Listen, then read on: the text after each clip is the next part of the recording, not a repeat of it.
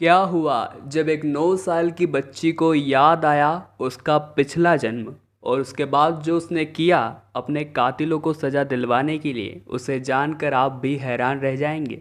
दरअसल यह सत्य चमत्कारिक घटना है हैदराबाद के पास स्थित एक छोटे से गांव चिलुकुर की। उस गांव के एक मध्यम वर्गीय परिवार में एक बच्ची का जन्म हुआ जिसका नाम संध्या रखा गया। संध्या बचपन से ही बहुत ज़्यादा डरा करती थी।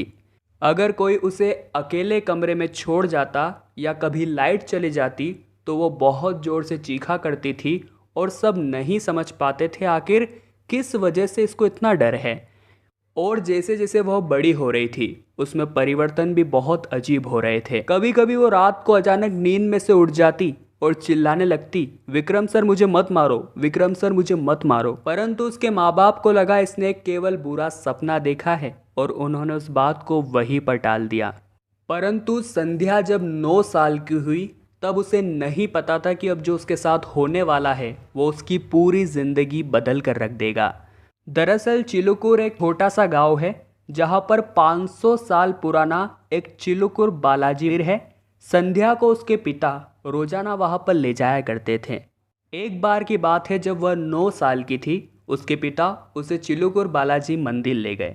जब वो वहां दर्शन कर रही थी, चूंकि छोटी बच्ची थी, ऊपर से भगवान की घंटी उसके सर पर आ गिरी और इतने से में ही वह बेहोश हो गई। उसके माँ बाप बहुत ही ज़्यादा परेशान हो गए। चूंकि छोटा सा गांव था, सभी लोग परिवार समान रहते थे, तो सभी को बहुत ही ज़्यादा चिंता हो रही थी। थोड़ी देर बाद जब संध्या को होश आया तो उसने सबसे जो प्रश्न किया, उस प्रश्न को सुनकर उसके माँ बाप सहित सभी गांव वालों के रोंगटे खड़े हो गए। उसने अपने माँ बाप से कहा कि आप कौन हैं और मैं कहाँ हूँ। उस समय सभी को लगा शायद माथे पर घंटे लगने की वजह से इसकी याददाश्त चली गई है। फिर सबने उसको याद दिलाने की कोशिश करी कि तुम संध्या हो और तुम हमारी बेटी हो। पर उसने वापस जवाब देते हुए कहा कि आप सभी ये क्या कह रहे हैं, मेरा नाम तो प्रियंका है, मैं तो हैदराबाद में रहती हूँ। और वो सबसे पूछने लगी कि विक्रम सर कहाँ है, उन्होंने मेरे साथ बहुत गलत किया है और इसके लिए मैं ना उन्हें माफ़ करूँगी और उन्हें कड़ी से कड़ी सज़ा दिलवाऊंगी। अब गांव वालों के दिमाग में तो ये बात समझ ही नहीं आ रही थी ये लड़की आखिर बोल क्या रही है। परंतु उसके माँ बाप के दिमाग में एक बात खटक रही थी, क्योंकि अक्सर रात को नींद में से उठकर वो विक्रम सर मुझे मत मारो, विक्रम सर मुझे मत मारो ये बात कहा करती थी। उसके बाद उन्होंने उसकी कहानी में थोड़ा दिलचस्पी दिखाई और उससे कहा कि बताओ तुम्हारे साथ हुआ क्या है।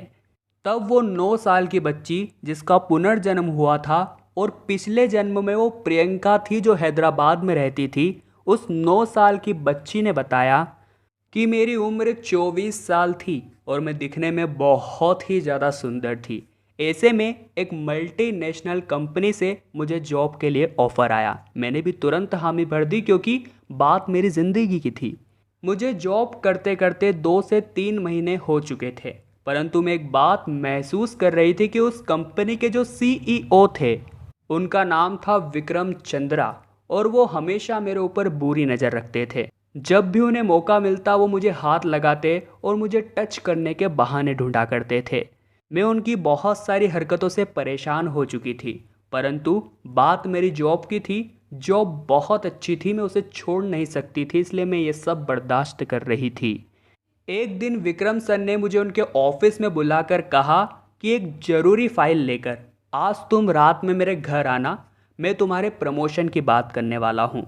चूँकि वो मेरे बॉस थे, मुझे उनकी बात तो सुननी ही थी। ऐसे में रात को रिक्शा करके 3 किलोमीटर दूर मैं उनके घर गई, और जब मैं उनके घर में अंदर गई तब वे शराब पी रहे थे और उनके घर पर उस समय कोई भी नहीं था। मैंने उनसे कहा कि ये इम्पोर्टेंट फाइल सर आपने मंगवाई थी। तब उन्होंने मेरे हाथ में से वो फाइल लेकर के कहीं दूर फेंक दी और उन्होंने मुझसे कहा फाइल तो सब बहाना है, मुझे तो बस तुम्हें यहाँ बुलाना था। उसके बाद उन्होंने शराब के नशे में मेरे साथ ज़बरदस्ती करने की कोशिश की। मैं ज़ोर ज़ोर से चिल्ला रही थी। ऐसे में जब वे मेरे साथ ज़बरदस्ती करने में कामयाब नहीं हो सके तो मेरी आवाज़ बंद करने के लिए पास स्थित तकिए से उन्होंने मेरा मुंह दबा दिया, और जब तक दबाए रखा तब तक कि मैं मर नहीं गई। और जब मैं मर गई उसके बाद उन्होंने मेरी लाश को उनके गार्डन में ही दफना दिया। और अगर आज संध्या के रूप में मेरा जन्म हुआ है तो भगवान मुझसे यही नेक काम करवाना चाहते हैं कि मैं उस विक्रम को जेल तक पहुंचाऊं। चूंकि सभी गांव वाले अनपढ़ थे तो उनको ऐसा लग रहा था ये लड़की शायद घंटी गिरने की वजह से पागल हो गई है और कुछ भी बके जा रही है। परंतु उसके माँ बाप बचपन से उसे देख रहे थे, उसकी अजीब अजीब हरकतों को देख रहे थे, तो शायद उन्हें ऐसा लग रहा था कि ये बात सच है।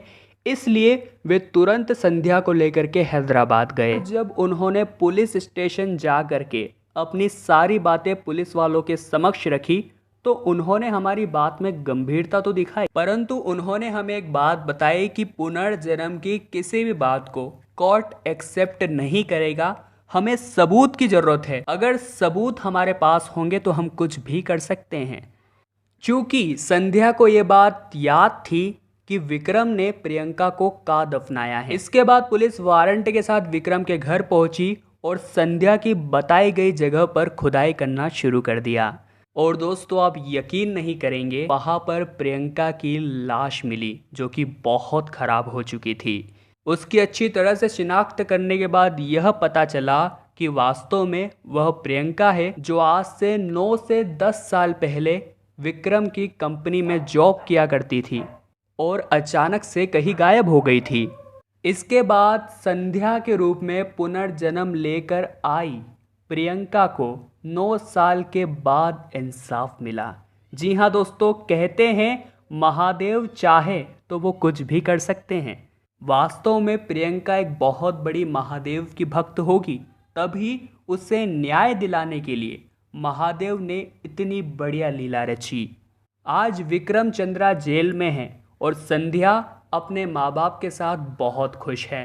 तो अगर आपको भी आज की इस चमत्कारिक घटना ने प्रभावित किया हो तो लाइक ज़रूर कीजिएगा और कमेंट बॉक्स में बताइएगा क्या संध्या और प्रियंका की यह घटना सत्य हो सकती है। संपूर्ण तथ्यों की जांच परख करने के बाद हम तो यही मानते हैं कि यह घटना 100% सत्य है।